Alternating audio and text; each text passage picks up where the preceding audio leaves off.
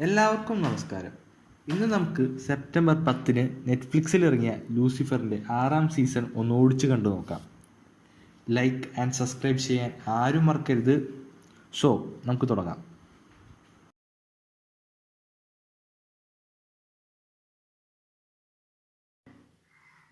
Episode 1. Nothing ever changes around here.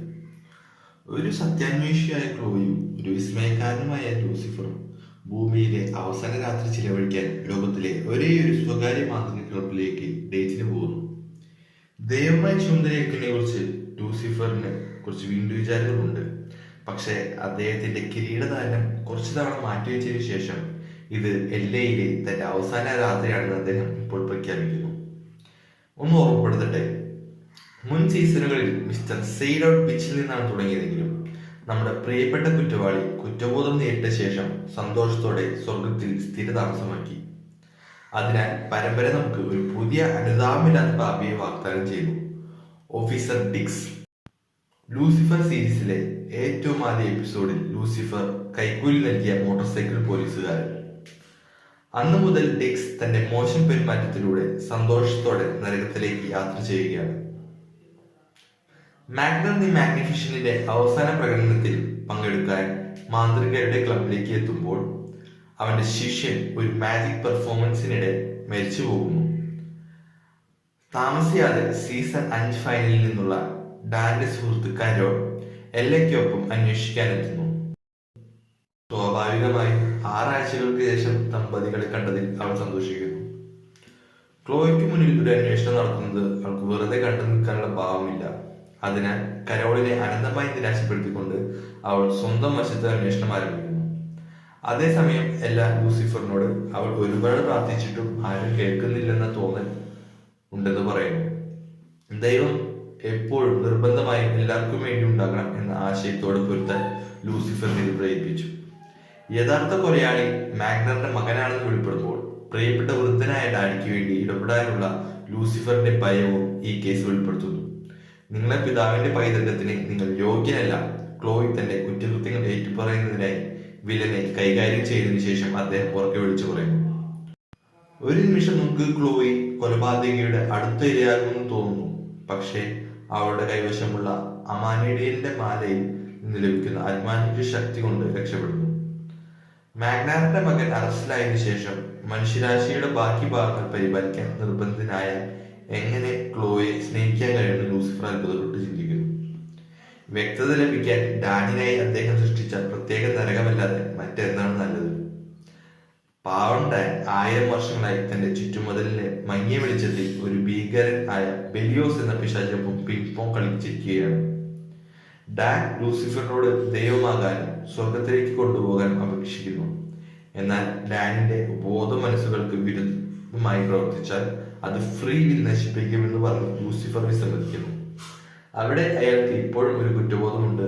അത് അവനെ സ്വർഗത്തിൽ പ്രവേശിക്കുന്നത് തടയുന്നു. ലൂസിഫർ ഭൂമിയിലേക്കുള്ള പുറപ്പാടിന് ശേഷം നരകസിംഹാസനത്തിൽ ഒരു ജോഡി പെൺകാലുകൾ കാണാം. Episode 2. Bucket of baggage. Mister morning star ജോഡിയെ ഒരു ഡ്രാഗ് ക്ലബിൽ വിടാൻ ലൂസിഫർ ദീർഘനേരം താമസിച്ചതിന് ഡാഡിക്കുന്നത്. ക്ലോയല്ലാത്ത 7 ബില്യൺ മനുഷ്യരെ എങ്ങനെ പരിപാലിക്കണമെന്ന് ലൂസിഫർ വിശദീകരിക്കുന്ന എപ്പിസോഡായി ഇത് തിരിച്ചറിയിക്കുന്നു. കൂടാതെ എല്ലാത്തിന്റെ അർഹമായ ട്രസ്റ്റ് ഇഷ്യൂസുമായി ഇടപെടുന്ന ഒരു എപ്പിസോഡും കൂടിയാണിത്. ലൂസിഫറിന്റെ അപ്പാർട്ട്മെന്റ് നമുക്ക് കാണിക്കുമ്പോൾ നമുക്ക് മനസ്സിലാക്കാൻ കഴിയും അവനും ക്ലോയും രാത്രി മുഴുവൻ ആഘോഷത്തിലാകുന്നു. സിംഹാസനം ഏറ്റെടുക്കാത്തതിന് ലൂസിഫറിനെ ശല്യപ്പെടുത്താൻ അമേനഡയിൽ എത്തുന്നു. ക്ലോയി തനിക്ക് കുറച്ചു സമയം കൂടി ആവശ്യമാണെന്ന് വാദിക്കുന്നു. ലൂസിഫറിനെ സിംഹാസനത്തിലെത്താൻ അവർ ഒരു യുദ്ധം നടത്തിയെന്ന് അമേനഡയിൽ ചൂണ്ടിക്കാട്ടുന്നു. ഇത് ലൂസിഫറിനെ ഡോക്ടർ ലിൻഡയ്ക്ക് അടുത്തേക്ക് അയക്കുകയും അവൻ അവരുടെ ഉപദേശം തെറ്റായി വ്യാഖ്യാനിക്കുകയും ചെയ്യുന്നു. ബാക്കിയുള്ളവയെ പരിപാലിക്കാൻ തയ്യാറെടുക്കുന്നതിന് മുൻപ് ഒരു മനുഷ്യനെ സഹായിച്ചു നോക്കാമെന്ന് വെച്ച് ഒരു മനുഷ്യനെ അന്വേഷിക്കാൻ ഇത് ലൂസിഫറിനെ അയക്കുകയാണ്. 1992 മിഷേൽ യോ ജാക്കി ചാൻ അഭിനയിച്ച സൂപ്പർ കോപ്പ് സിനിമയിൽ എല്ലയോടൊപ്പം ഫ്ലഡ് ചെയ്ത കരോളാണ് ലൂസിഫർ തിരഞ്ഞെടുത്ത മനുഷ്യൻ. ലൂസിഫറിന്റെ മോജോ കാരണം കരോൾ തന്റെ ജീവിതകാലം മുഴുവൻ ചെലവഴിക്കാൻ ഒരാൾ ആഗ്രഹിക്കുന്നു സമ്മതിക്കുന്നു. 15 മാസമായി താൻ ലൈംഗിക രഹിതനാണെന്നറിഞ്ഞ ലൂസിഫർ ഭയന്ന് അവനെ സഹായിക്കുമെന്ന് പ്രോമിസ് കൊടുക്കുന്നു. ഇതിനർത്ഥം ഈ എപ്പിസോഡിന്റെ കൊലപാതക അന്വേഷണത്തിൽ എല്ലാ പ്രതികളെയും പ്രപ്പോസ് ചെയ്യേണ്ടി വരും. കരോൾ താൻ ഇല്ലെന്ന് അപേക്ഷിച്ചിട്ടും കരോൾ തന്റെ തികഞ്ഞ പങ്കാളി വിവരിക്കുമ്പോൾ ലൂസിഫർ എന്താണ് സംഭവിക്കുന്നതെന്ന് മനസ്സിലാക്കുകയും അവനെ എല്ലയുടെ സ്വപ്നത്തിലെ ബാഡ് ബോയ് ആക്കുകയും ചെയ്തു. നിർഭാഗ്യവശാൽ ലെതർ ജാക്കറ്റും സൺഗ്ലാസ് മേക്കോറും എല്ലയ്ക്ക് ഏറ്റില്ല. അത് നേരെ തിരിച്ചടിയാണ് ഉണ്ടായത്. ഇത് കരോളിന്റെ വഞ്ചനയുടെ തെളിവായി എല കാണുന്നു. പോരാത്തതിന് കഴിഞ്ഞ സീസണിൽ ഒരു സീരിയൽ കില്ലറായി ഡേറ്റിംഗിന് ശേഷം അവൾക്ക് ട്രസ്റ്റ് ഇഷ്യൂസ് ഉള്ളതാണ്. അങ്ങനെ അവളും ക്ലോയും കരോളിന്റെ സ്വകാര്യ ഫയലുകൾ തപ്പിയെടുക്കുകയും 2 വർഷത്തേക്ക് കരോൾ ഒരു രഹസ്യാന്വേഷണ ഉദ്യോഗസ്ഥനാണെന്ന് കണ്ടെത്തുകയും പിന്നീട് 1 വർഷത്തേക്ക് മുങ്ങി നടക്കുകയും ചെയ്തതാണെന്ന് മനസ്സിലാക്കുന്നു. പിന്നെ അവളും ലൂസിഫറും അവന്റെ വീട്ടിൽ അതിക്രമിച്ചു കയറി 1 day at a time എന്ന കുറിപ്പോടെ അടച്ചിട്ട സുരക്ഷിതമായ ഒരു സ്കോച്ചിന് കുപ്പി കണ്ടുപിടിക്കുന്നു. എന്തായാലും ഒരു രഹസ്യം പുറത്തു വന്നിട്ടുണ്ട്. നമുക്ക് ഇപ്പോ എപ്പിസോഡിന്റെ കൊലപാതകത്തെ കുറിച്ച് സംസാരിക്കാം. ഡ്രാഗ് ക്വീൻ ഫിയോണ ഫിയസ് എന്നും അറിയപ്പെടുന്ന ഫ്രെഡ് ആണ് ഇര. ബസ്റ്റി ബസൂങ്കസ് എന്നറിയപ്പെടുന്ന അദ്ദേഹത്തിന്റെ ശിഷ്യൻ ബ്രയാനിൽ പെട്ടെന്ന് ഒരു സംശയം വീഴുന്നു. പിക്കപ്പിൽ നിന്ന് പകുതി ദൂരം അകലെ ബസ്റ്റി ഒരു ദിവ്യരൂപം പോലെ എല്ലാം കണ്ടെത്താനുള്ള ഡ്രാഗ് ക്വീനിന്റെ സമ്മർദ്ദത്തെക്കുറിച്ച് ഒരു പൊളി പ്രസംഗം നടത്തി. ബസ്റ്റി ആത്മാഭിമാനത്തോടെ പോരാടുമെങ്കിലും ലോകത്തെ മാറ്റാൻ തങ്ങൾ പര്യാപ്തരാണെന്ന് മനസ്സിലാക്കണമെന്ന് അവരെ പോലുള്ള രാജ്ഞികൾക്ക് അറിയാമെന്ന് അവർ പറയുന്നു. ഒരു തുമ്പ് കിട്ടി അതിനെ പിന്തുടരുന്നതിനിടയിൽ കരോളിനെ കൊലയാളിയെ അഭിമുഖീകരിക്കുന്നു. ഇരയുടെ കാമുകൻ drag club manager trust issues കാരണം താൻ വഞ്ചിക്കപ്പെടുകയാണെന്ന് തെറ്റിദ്ധരിച്ച് ചെയ്തതാണ്. എല്ലയും ലൂസിഫറും കൃത്യസമയത്ത് എത്തുന്നു. ആരെങ്കിലും നിങ്ങളെ വേദനിപ്പിച്ചതുകൊണ്ട് പുതിയ ആരെങ്കിലും അത് ചെയ്യുമെന്ന് അർത്ഥമാക്കുന്നില്ലെന്ന് കൊലയാളിയെ ഉറപ്പിക്കുന്നു. അപ്പോൾ കരോൾ അവനോട് സൂപ്പർ കോപ്പ് എന്ന് പറയുകയും അവർ വില്ലനെ യഹോവച്ചാൻ വഴി ഇറക്കുകയും ചെയ്യുന്നു. അതിനുശേഷം കരോളിന്റെ ഫയൽ മോഷ്ടിച്ചതായും തന്റെ വീട്ടിൽ അതിക്രമിച്ച് കയറിയതായും എല സമ്മതിക്കുന്നു. കരോൾ താൻ മുങ്ങിയ ശേഷം റീഹാബിലേക്ക് പോയതായി അദ്ദേഹം സമ്മതിക്കുന്നു. ഇതിനുശേഷം അവർ സൂപ്പർ കോപ്പിനെ കാണാൻ ഒരു സ്പെഷ്യൽ ഡേറ്റിന് പോകുന്നു. തുടർന്ന് എല ആകാശം നോക്കി പെട്ടെന്ന് പ്രാർത്ഥിക്കുകയും ഒരു തവള ആകാശത്ത് നിന്ന് വീഴുന്നതും കാണും. നരകം അവിടെ ചുമ്മാതിരിക്കുന്നല്ലോ. സിംഹാസനത്തിലെ മിസ്റ്റീരിയസ് കാലുകൾ റേസർ ബ്ലേഡിനോട് സമമായിട്ടുള്ള ചിറകുള്ള ഒരു മാലാഖയുടേതാണ്. ലൂസിഫറിനെ കൊല്ലുന്നതിൽ ഡാൻ ഏതാണ്ട് വിജയിച്ചിരുന്നു എന്ന് ഈ മാലാഖ മനസ്സിലാക്കുന്നു. അവൾ അവനുമായി ഒരു കരാറുണ്ടാക്കുന്നു. അവൻ അറിയാവുന്ന കാര്യങ്ങൾ അവൻ പങ്കുവയ്ക്കുന്നു. അവൾ അവരെ ഭൂമിയിലേക്ക് തിരികെ കൊണ്ടുവരും. ഇതാണ് കരാർ. ആദ്യം ഡാൻ വിസമ്മതിച്ചെങ്കിലും ലൂസിഫറിന് എപ്പോൾ വേണമെങ്കിലും ഈ യാത്ര നടത്താമെന്ന് മാലാഖ ചൂണ്ടിക്കാണിച്ചപ്പോൾ ഡാൻ കൈകാര്യം ചെയ്യാൻ തയ്യാറായി. അവസാന ഷോട്ടിൽ ക്ലോയും ലൂസിഫറും അവരുടെ കിടക്കയിൽ കിടന്ന് ലൂസിഫറിനെ എങ്ങനെ ദൈവമാക്കി മാറ്റാമെന്ന് മനസ്സിലാക്കാൻ സമയം ചെലവഴിക്കാൻ തീരുമാനിക്കുന്നു. Episode 3 യാബ ജാബ zombie. ലൂസിഫർ കാർട്ടൂണിനെ ആരാണ് റെഡിയാകുന്നത്? ഞാനൊട്ടും റെഡിയല്ല.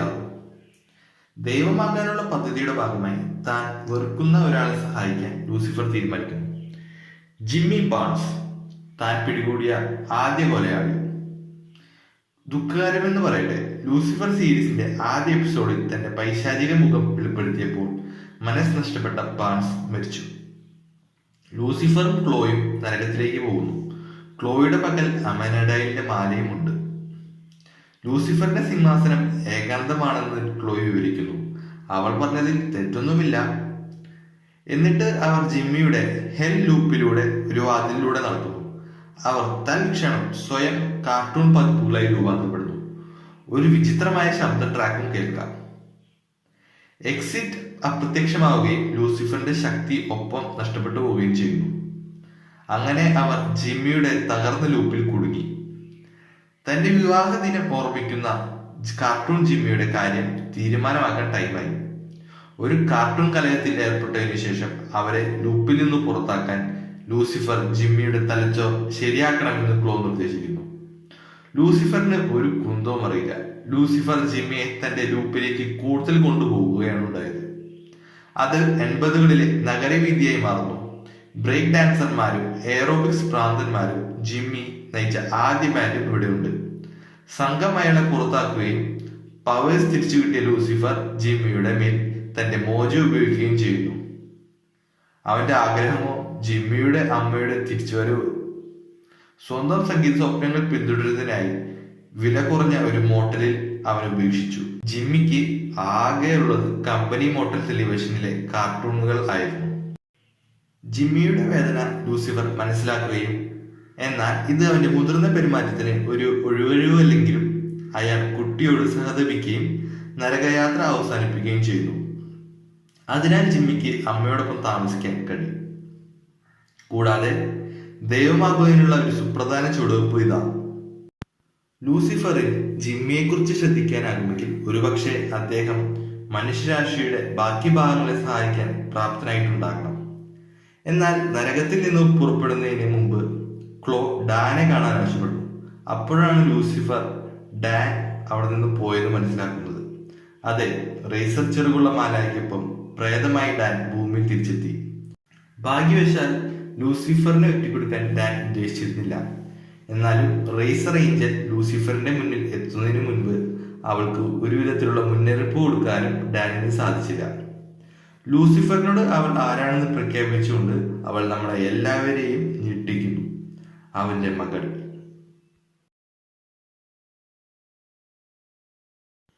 Episode 4 pin the tail on the baddie. Lucifer ഒരു അച്ഛൻ ചിന്തിക്കാൻ പോലും പറ്റുന്നില്ല. എന്നാൽ ഗൗരവമായി ലൂസിഫർ റേസ് ഏഞ്ചലിനോട് പറയുന്നു തനിക്ക് ഒരിക്കലും ഒരു കുട്ടി ഉണ്ടാകാൻ കഴിയില്ല എന്ന്.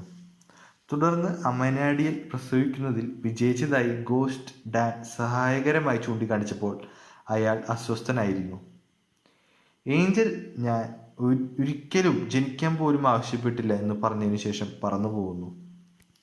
അവൾ പോയതിനു ശേഷം ലൂസിഫർ തന്നെ നരകത്തിൽ ഉപേക്ഷിച്ചു എന്ന വാർത്തയോട് ഡാൻ നന്നായി പ്രതികരിക്കുന്നില്ല. അല്ലെങ്കിൽ അവൻ്റെ നിലനിൽക്കുന്ന കുറ്റബോധം അവനെ സ്വർഗത്തിൽ പ്രവേശിക്കുന്നതിൽ നിന്ന് തടയുന്നു. തൻ്റെ പ്രേത സ്വഭാവം കാരണം താൻ ഇഷ്ടപ്പെടുന്ന ആളുമായി ഇടപെടാൻ കഴിയില്ലെന്ന് ഡാൻ മനസ്സിലാക്കുമ്പോൾ അത് കൂടുതൽ കാര്യങ്ങൾ വഷളാക്കുന്നു. നിരാശയോടെ ലൂസിഫർ തൻ്റെ സാധ്യതയുള്ള മകളെക്കുറിച്ച് ക്ലോയെ അറിയിക്കാതിരിക്കാൻ തീരുമാനിക്കുകയും ഒറ്റയ്ക്ക് അന്വേഷണം ആരംഭിക്കുകയും ചെയ്യുന്നു. 90കളിൽ ഭൂമിയിലെ അദ്ദേഹത്തിൻ്റെ ഏക സമയം മിയാമിയിലെ ഒരു ഓർജിയായിരുന്നു. അതിനാൽ മെയ്സ് സാധ്യതയുള്ള അമ്മമാരെ കണ്ടെത്താൻ അവനെ സഹായിക്കുന്നു. അദ്ദേഹത്തിൻ്റെ 36 പങ്കാളികളിൽ 4 പേർ 9 മാസം കഴിഞ്ഞ് പ്രസവിച്ചു. ആദ്യ 3 ഒരിക്കലും തൻ്റെ അല്ല എന്ന് കണ്ട ലൂസിഫറിൻ്റെ ശ്വാസം നേരെ വീണു. നന്ദി, ഞാൻ ഇവരുടെ പിതാവല്ല. അയാൾ ചുറ്റിക്കറങ്ങി നടക്കാൻ പറ്റിയ ടൈപ്പ് ആളില്ലെന്ന് എല്ലാ സ്ത്രീകളും സമ്മതിക്കുന്നു. അസ്വസ്ഥനായ അദ്ദേഹം 7 ദശലക്ഷം ആളുകൾക്ക് ലോകത്തിലെ ഏറ്റവും മികച്ച അച്ഛനാകാൻ പോകുന്നെന്ന് പ്രഖ്യാപിക്കുന്നു. സ്ത്രീകളിൽ ഒരാൾ അക്ഷമനാവുകയും 2ാം റൗണ്ട് എന്ന് കരുതി വസ്ത്രമഴിക്കുകയും ചെയ്യുന്നു. ലൂസിഫർ എന്താണ് ചെയ്യുന്നതെന്ന് കാണാൻ ക്ലോയി എത്തിയപ്പോഴാണ് ഇത് നടക്കുന്നത്. അവൻ അവളോട് ഇത് മറച്ചു വെച്ചതിൽ അവൾക്ക് ദേഷ്യമുണ്ട്. അവസാനത്തെ സ്ത്രീയെ ഒരുമിച്ച് കണ്ടെത്താൻ അവർ സമ്മതിക്കുന്നു. ലൂസിഫറുമായുള്ള പരിവർത്തനപരമായ ഏറ്റുമുട്ടലിനെ തുടർന്ന് അവൾ ഒരു റബ്ബിയായി തീർന്ന ഒരു ബോസ്റ്റോണിയക്കാരിയായി മാറുന്നു. കൂടാതെ അവൾക്കൊരു മകളുണ്ട്, മിറ. അവളുടെ പിതൃത്വം കണ്ടെത്തുന്നതിനായി 5 വർഷം മുൻപ് ഓടിപ്പോയി. ക്ലോയി ഇപ്പോൾ തന്നെ അസൂയയിൽ പൊരുതുകയാണ്. ലൂസിഫർ തൻ്റെ മകളും ഒരു മാലാഖയാണെന്നും ഡാൻ ഭൂമിയിൽ തിരിച്ചെത്തിയെന്നും സൂചിപ്പിക്കുമ്പോൾ അത് കൂടുതൽ കാര്യങ്ങൾ വഷളാക്കുന്നു. അവരുടെ അന്വേഷണങ്ങൾ അവരെ അവോക്കാഡോ മരങ്ങളുടെ കൂട്ടത്തിലേക്ക് നയിക്കുന്നു. അവിടെ തടവിലാക്കപ്പെട്ട യുവാക്കളെ അവർ കണ്ടെത്തുന്നു. പ്രകോപിതനായ ലൂസിഫർ അവരെ പിടികൂടിയവർക്ക് ശിക്ഷ നൽകുകയും സൂപ്പർ ക്ലോയ് അദ്ദേഹത്തോടൊപ്പം പോരാടുകയും ചെയ്യുന്നു. ദുഷ്ടന്മാരെ നിയമത്തിന് മുന്നിൽ കൊണ്ടുവരുന്നതിന് ശേഷം ഭാവിയിൽ അവൾക്ക് സഹായം ആവശ്യമുണ്ടെങ്കിൽ ഒരു ചെറിയ പ്രാർത്ഥന നടത്താൻ ഒളിച്ചോടിയവരിൽ ഒരാളോട് ലൂസിഫർ പറയുന്നു. അവസാനം അവൻ മിറയുടെ യഥാർത്ഥ പിതാവിനെ കണ്ടെത്തുന്നു. പക്ഷേ മിറ ഒരു മനുഷ്യ പെൺകുട്ടി മാത്രമാണ്, റേസർ ഏഞ്ചൽ അല്ല.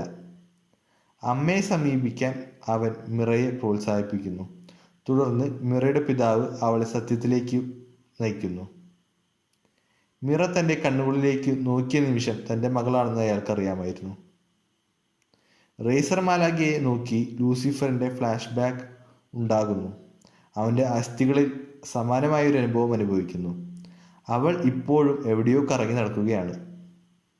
തിരികെ എല്ലയിൽ ആശയവിനിമയം നടത്താൻ ഡാൻ പാടുപെടുകയാണ്. ആദ്യം അവൻ വസ്ത്രങ്ങൾ ശ്രമിക്കുന്നതിൻ്റെ നടുവിലുള്ള മേസിനെ സന്ദർശിക്കുന്നു. അവൾ അവനെ കേൾക്കുന്നുപോലുമില്ല. അതിനാൽ അവൻ നിലവിളിക്കുന്നു. എല്ലെ ലെതറിന് വളരെ ചൂടാണെന്ന് എല്ലാവർക്കും അറിയാം. വാതിൽക്കൽ പോകുന്നു ഇത് പറഞ്ഞുകൊണ്ട്. മേസിന് യഥാർത്ഥത്തിൽ ഡാനെ കാണാൻ കഴിയുമെന്നാകുന്നു. അവൾക്ക് ഡാനിനെ കാണാൻ കഴിയാത്തതുപോലെ അഭിനയിച്ചതായിരുന്നു. വെറുതെ ഒരു രസം.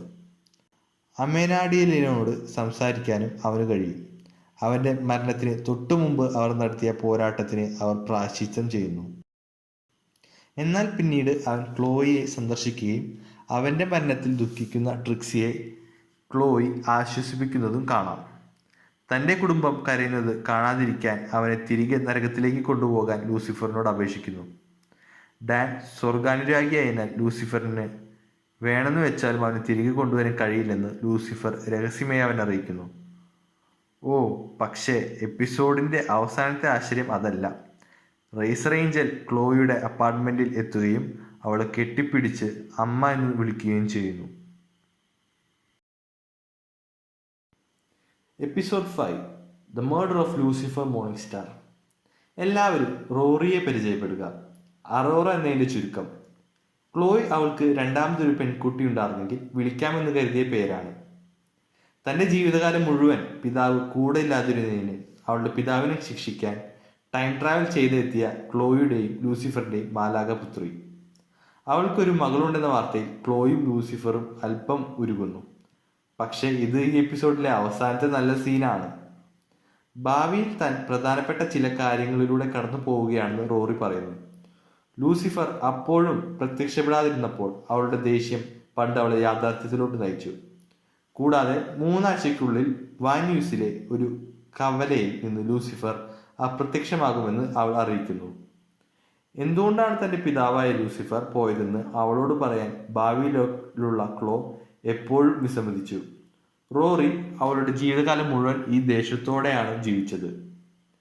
ലൂസിഫർ തൻ്റെ കുഞ്ഞിനെ ഒരിക്കലും ഒറ്റയ്ക്കാക്കാൻ വിടില്ല എന്ന് പറയുകയും അസ്രയേലിൻ്റെ ബ്ലേഡ് ഉപയോഗിച്ച് ആരെങ്കിലും അവനെ കൊലപ്പെടുത്തിയതാകാമെന്ന് നിഗമനത്തിലെത്തുകയും ചെയ്യുന്നു.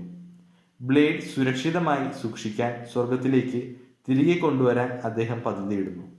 എന്നിരുന്നാലും അമനഡായലിൻ്റെ മാല ലൂസിഫർ അവിടെയുണ്ടായിരിക്കുമ്പോൾ നിർജീവമാകും.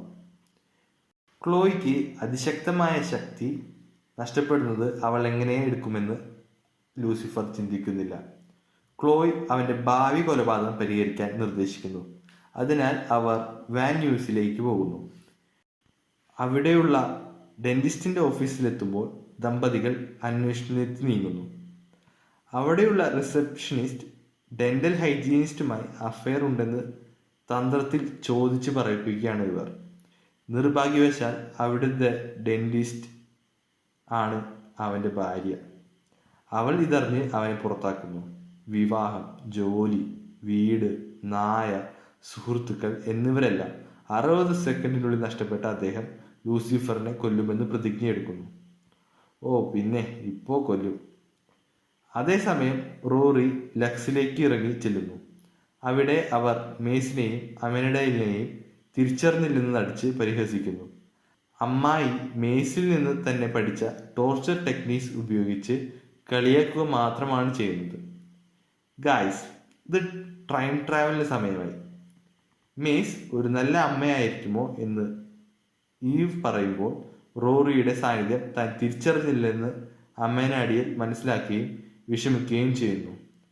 അപ്പോക്കലിപ്സിന്റെ ലക്ഷണങ്ങൾ കാണുന്നുവെന്ന് പറഞ്ഞ എല്ലയ്ക്ക് അതൊക്കെ സംഭവിക്കുമ്പോൾ അയാൾക്കറിയാമെന്ന് പറഞ്ഞ് ആശ്വസിപ്പിക്കുന്നു. തൻ്റെ ആശങ്കകൾ തള്ളിക്കളഞ്ഞതിന് അവൻ എല്ലയോട് ക്ഷമ ചോദിക്കുന്നു. പക്ഷേ അതൊരു അമിത പ്രതികരണമായി അവൾ കാണുന്നു. അമേനാഡിയിൽ പോകുമ്പോൾ അവൾ ഒരു അന്വേഷണ ബോർഡ് തുറന്ന് അവൾ ശേഖരിച്ച ക്ലൂസ് വായിക്കാൻ തുടങ്ങി. ലൂസിഫർ ഇസ് ദ ഡെവിൾ, അമേനാഡിയിൽ ഒരു മാലാഖയാണ്, എറ്റ്സെട്ര എറ്റ്സെട്ര. ഭ്രാന്ത് എന്നൊക്കെ പറയാം. അവൾ കണ്ടെത്തിയതൊക്കെ അടിസ്ഥാനപരമാണ്. എന്നിരുന്നാലും ഡാൻ ദി ഫ്രോഗിനെ കുറിച്ചും കാണാതായ സോക്സുകളെ കുറിച്ചും അവളുടെ തിയറീസ് വളരെ രസകരമാണ്. ഭാവിയിലെ കൊലപാതകത്തിലേക്ക് നമുക്ക് തിരിച്ചു വരാം. ലൂസിഫർ അടുത്ത 3 ആഴ്ചത്തേക്ക് അവനെ കൺട്രിയിൽ നിന്ന് പുറത്താക്കാൻ നിർദ്ദേശിക്കുന്നു. എന്നാൽ ക്ലോയ് കേസ് പരിഹരിക്കുന്നതിന് ഉറച്ചു നിൽക്കുകയാണ്. ഇത് അവരുടെ പങ്കാളിത്തത്തിന്റെ മികച്ച സ്നാപ്ഷോട്ടാണ്. ഡെന്റൽ റിസപ്ഷനിസ്റ്റിനെ തിരുത്താൻ അവർ പെന്റ് ഹൗസിലേക്ക് തിരികെ കൊണ്ടുവരുന്നു. പക്ഷെ അയാൾക്ക് വേണ്ടത് ഭാര്യയുടെ തിരിച്ചുവരവാണ്. അക്ഷമനായ ലൂസിഫർ കൊലപാതക ശ്രമം അവസാനിപ്പിക്കാൻ ആൾക്ക് അസ്രേലിന്റെ ബ്ലേഡ് നൽകാൻ തീരുമാനിച്ചെങ്കിലും ബ്ലേഡ് കാണാനില്ല. റോറിയാണ് അത് മോഷ്ടിച്ചെന്ന് ലൂസിഫർ ആരോപിക്കുന്നു. അതായത് ഡോക്ടർ ലിൻഡയുടെ കട്ടിലിൽ ഒരു ഫാമിലി തെറാപ്പിക്കുള്ള സെഷനാണ്. രസകരം എന്ന് പറയട്ടെ, തമാശ പറയുകയാണെങ്കിലും ലിൻഡ മാർട്ടിൻ ശിക്ഷിക്കപ്പെട്ട കുറ്റവാളി മാത്രമാണെന്ന് റോറി പ്രഖ്യാപിക്കുന്നു. സെഷൻ അവസാനിക്കുന്നത് ക്ലോ സ്വയം കുറ്റപ്പെടുത്തുകയും റോറിയും ലൂസിഫറും റോറി ഓടിപ്പോകുന്നതിന് മുമ്പ് അതേ ധാർഷ്ട്യമുള്ളവരെ കാണിക്കുകയും ചെയ്തുകൊണ്ടാണ്. പെന്റ് ഹൗസിൽ തിരിച്ചെത്തിയ ക്ലോയ് ബ്ലേഡ് ഒളിപ്പിച്ചത് താനാണെന്ന് സമ്മതിക്കുന്നു. ലൂസിഫറിന് ഒടുവിൽ ഒരു സൂചന ലഭിക്കുകയും ക്ലോയ് തന്റെ സൂപ്പർ ബലം ഉപേക്ഷിക്കാൻ ആഗ്രഹിക്കുന്നില്ലെന്ന് മനസ്സിലാക്കുകയും ചെയ്തു. അത് അവളെ റോറിയാണ് അവർ അന്വേഷിക്കുന്ന കൊലയാളി എന്ന സാധ്യതയെക്കുറിച്ച് ലൂസിഫറിനെ കൊണ്ട് ചിന്തിപ്പിക്കുന്നത് വരെ എത്തിച്ചു. അവളിൽ നിന്ന് ബ്ലേഡ് എടുക്കാൻ ലൂസിഫർ ശ്രമിക്കുന്നു. പക്ഷേ ക്ലോ സ്വയം പ്രതിരോധിക്കുന്നു. ഇത് ലൂസിഫറിന്റെ നെഞ്ചിൽ അവസാനിക്കാൻ സാധ്യതയുള്ള ബ്ലേഡായി മാറുന്നതുവരെ ക്ലോയും ലൂസിഫറും തമ്മിൽ ഒരു വലിയ വഴക്കായി മാറുന്നു. ഭാഗ്യവശാൽ അവൾ അത് വലിച്ചെറിഞ്ഞ് ലൂസിഫർ അവളോട് സൗമ്യമായി പറയുന്നു, അത് സ്പർശിക്കുന്ന ഓരോ മനുഷ്യനും സ്റ്റാബി ടൗണിൽ അവസാനിക്കുന്നുവെന്ന്. റോറിയുടെ ഭൂതകാലം ശരിയാക്കാൻ തനിക്ക് കഴിയില്ലെന്ന് ലൂസിഫറിനോട് പറയുന്ന ശരിയായ ഉപദേശം നൽകുന്നത് മേസാണ്. പക്ഷേ ഇപ്പോൾ അവളെ എങ്ങനെ സഹായിക്കാനാകുമെന്ന് ലൂസിഫർ അവളോട് ചോദിക്കാൻ തീരുമാനിക്കുന്നു. ഒടുവിൽ ബ്ലേഡ് ഭൂമിയിൽ നിന്ന് പുറപ്പെടുന്നതിന് മുൻപ് ലൂസിഫർ ക്ലോയെ കാണാനായി ഡാനെ കൊണ്ടുവരുന്നു. അവർ അവരുടെ പാസ്റ്റ് ഓർത്തെടുക്കുന്നു. അവൻ പോയപ്പോൾ മുതൽ അവൾക്ക് നിസ്സഹായത തോന്നുമെന്ന് ക്ലോ പറയുന്നു. ശക്തമാകാൻ അവൾക്ക് അമാനഡയിലെ മാല ആവശ്യമില്ലെന്ന് ഡാൻ അവളോട് പറയുന്നു. അതോടെ അവളുടെ ശക്തികൾ കൈവിട്ടുപോയി. അവൾക്ക് അവനെ കാണാനോ കേൾക്കാനോ കഴിയുന്നില്ലെങ്കിലും അവൾക്ക് ആവശ്യമുള്ളത് നൽകിയതിന് അവൾ നന്ദി പറയുന്നു. ഈ 5ാം എപ്പിസോഡ് കൂടി ഈ ലാസ്റ്റ് സീസണിൻ്റെ 10 എപ്പിസോഡുകളിൽ പകുതി വരെ നമ്മൾ കണ്ടു കഴിഞ്ഞു. അടുത്ത 5 എപ്പിസോഡുകൾ ഞങ്ങൾ നിങ്ങൾക്കായി കൊണ്ടുവരുന്നതിൽ നിങ്ങൾക്ക് താല്പര്യമുണ്ടോ എന്നും വേറെ ഏതെങ്കിലും സിനിമയോ TV ഷോയുടെയോ ഓടിച്ചുതോട്ടോ നിങ്ങൾക്ക് ആഗ്രഹിക്കുന്നുവെങ്കിൽ കമൻസിലൂടെ ഞങ്ങളെ അറിയിക്കുകയും ചെയ്യാൻ മറക്കരുത്.